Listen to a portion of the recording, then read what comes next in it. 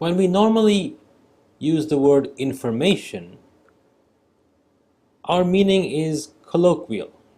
We use this term very informally to convey its informal meaning, but it has a very formal mathematical definition as well.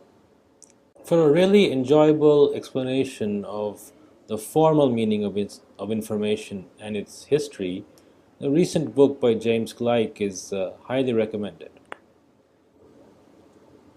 In the context of advertising and news, information has a very important role to play.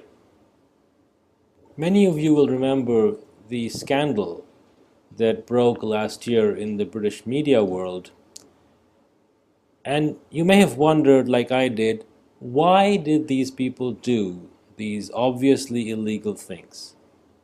Well, simply so that you and I read their story and they become more and more popular. To put it simply, a story about a dog biting a man is not newsworthy at all. It happens very often. But if you reverse the words and a story is about a man biting a dog, well, it becomes interesting because this doesn't really happen that often. Why is news so much about the scandalous events, the rare events, the unexpected?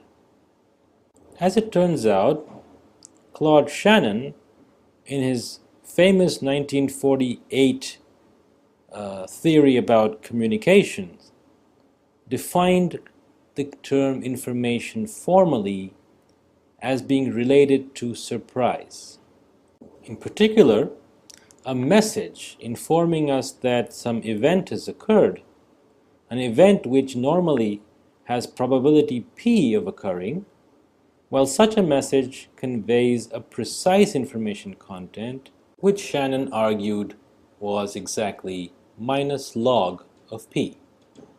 Let's look at this for a moment. If p is 1, then log of p is 0.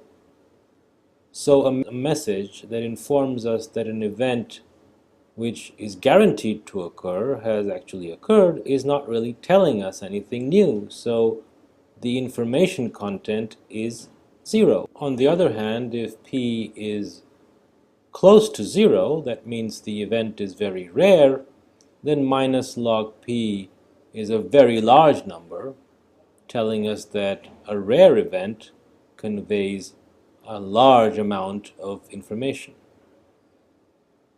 Equally importantly, Shannon defined the term bit, saying that a message informing us of an event of probability p conveys minus log p bits of information. Now one might wonder whether this bit has anything to do with the bits that we are all used to. Well, it's exactly the same bit, and here is why. Think about the Morse code, where letters are encoded by dots and dashes, which is used for communication via telegraph.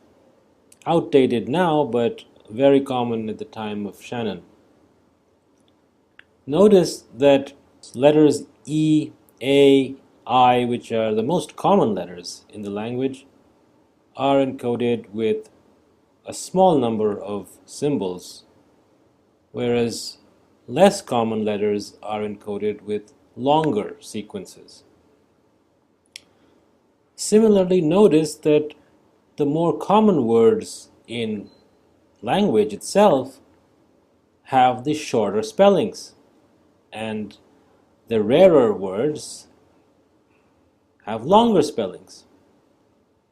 Quite simply, words or even artificial codes naturally encode those items which are more frequent with smaller numbers of bits, reserving the longer sequences or the longer bit sequences for the rarer items just for efficiency purposes. And this is the relationship between bits and surprise. Another way to understand this is to see what happens when p is 0.5, or when you're tossing a coin, which can be either heads or tails, 1 or 0, the information works out to be exactly 1. So the news of an event which tells us that one of two equally probable things have occurred conveys a bit of information. In fact, the concept of information is so deep, not only for our digital world, but for our entire universe itself, that some physicists, such as John Wheeler, have suggested that the entire laws of physics can be derived directly from information. Yin and yang, it from bit.